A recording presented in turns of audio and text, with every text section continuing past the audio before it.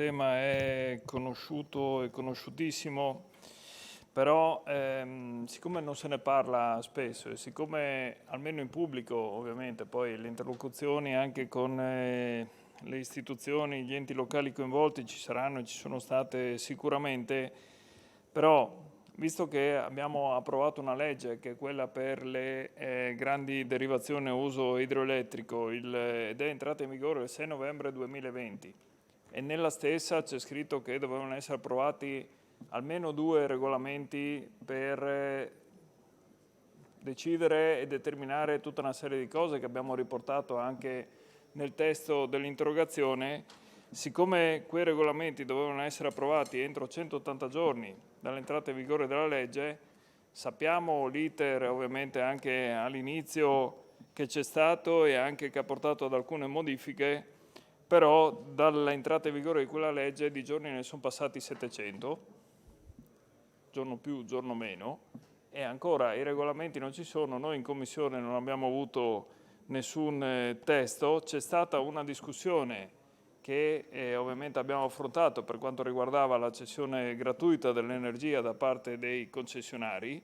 Infatti quando parliamo di piena attuazione parliamo anche del fatto che ci sono comuni che stanno aspettando anche quel tipo di risorse, per cui la domanda verte anche su quello, non solo sui regolamenti, ma ovviamente senza l'approvazione di quei regolamenti non si può affrontare neanche o non si possono affrontare neanche i passaggi successivi previsti dalla legge, ovvero i bandi poi e decidere come ovviamente verranno assegnate le nuove concessioni con la nuova società di cui non abbiamo notizia, con tutta una serie di passaggi. E allora, siccome è tutto fermo praticamente da 2 anni, sicuramente ci sono state molte cose, sicuramente ci sono state anche le consulenze a società esterne che staranno lavorando e facendo le loro valutazioni, però volevamo solo fare un punto di aggiornamento sulla situazione.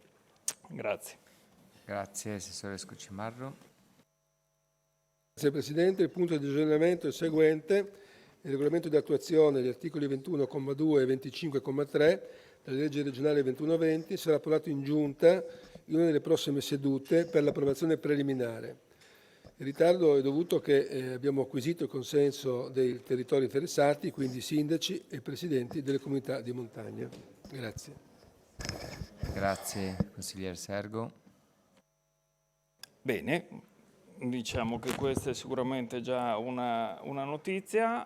Rimane l'altro aspetto su cui lei non ha voluto entrare nel merito, che è quello dei soldi della cessione gratuita. Ne abbiamo parlato ancora a luglio, quando c'è stato, credo, l'ultimo question time anche con il collega Capozzella. Non mi pare che ci siano novità di sorta neanche lì. Ci sono 2 concessionari che devono pagare queste risorse. Uno ha già pagato e alcuni comuni, da quanto sappiamo, dovrebbero avere già ricevuto queste risorse. Gli altri aspettano. Allora anche su questo ovviamente volevamo sentire da lei sì, un aggiornamento della situazione, perché il concessionario diciamo lombardo, anche se poi come mi ha ricordato l'azionario o azionariato è ampio e diffuso anche di quella società, non intende, o almeno da come eravamo rimasti, non intendeva pagare queste risorse, per cui avremmo voluto sentire un aggiornamento anche su questo, non l'abbiamo sentito. Comunque avremo modo di venire in aula con i nuovi regolamenti e magari ne parliamo anche in quell'occasione. Grazie.